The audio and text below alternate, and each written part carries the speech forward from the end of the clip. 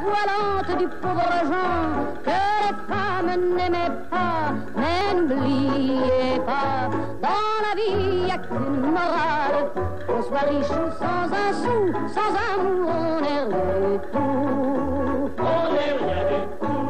Il vivait au jour le jour, dans la soie et le velours. Il pionçait dans de beaux draps, mais n'oubliez pas, dans la vie on est peau de balle, quand notre cœur est au clou, sans amour on n'est rien du tout. On n'est rien du tout.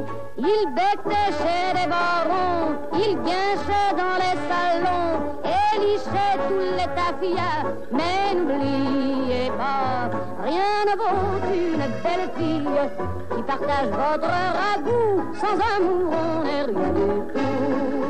On n'est rien du tout.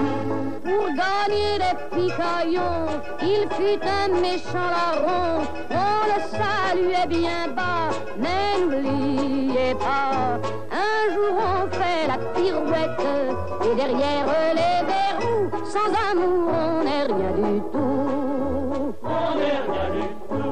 Esgourdez bien jeunes gens, profitez de vos 20 ans, on ne les a qu'une fois, et n'oubliez pas, plutôt qu'une cordelette, mieux vaut une femme à son cou, sans amour on n'est rien du tout.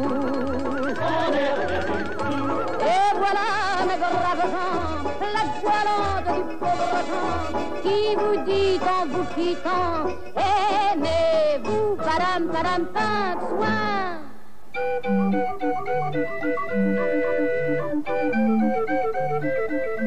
Même quand elle parle d'elle, Édith raconte sa légende. Sa vie est comme un roman en dessous, trop merveilleux, presque trop mélo. Petit Louis, son premier amour, sa fille Marcelle, morte à 2 ans, Pigalle, les mauvais garçons au grand cœur.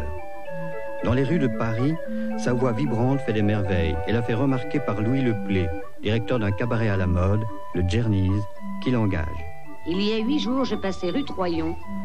Une petite fille chantait.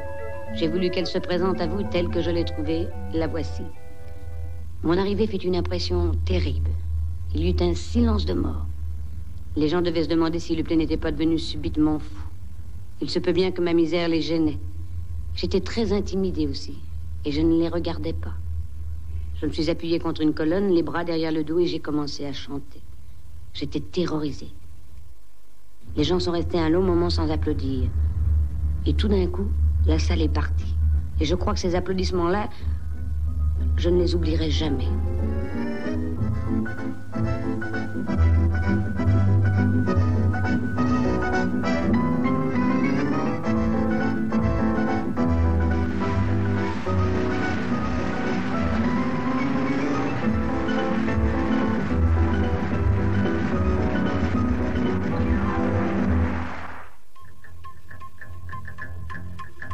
Mais le destin frappe brutalement.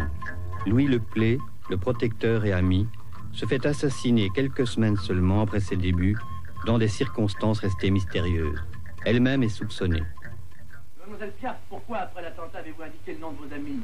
Mais je n'ai accusé personne, monsieur. J'étais obligée de dire avec qui j'étais avant, puisqu'on m'a questionné. Il fallait bien que je dise avec qui j'étais. Si je n'avais rien dit, on aurait eu l'air de dire que je protégeais quelqu'un. Alors j'ai dit la vérité, mais je n'ai accusé personne. Vous connaissiez bien le Play?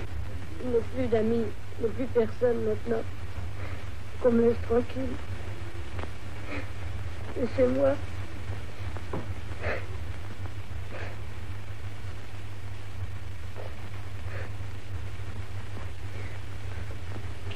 Et quand Louis Leplé est mort, je me suis retrouvée un petit peu beaucoup, c'est-à-dire désemparée, me rendant compte que, mon Dieu, je ne connaissais pas mon métier. Je l'avais d'abord jamais pris très au sérieux, je chantais comme ça venait.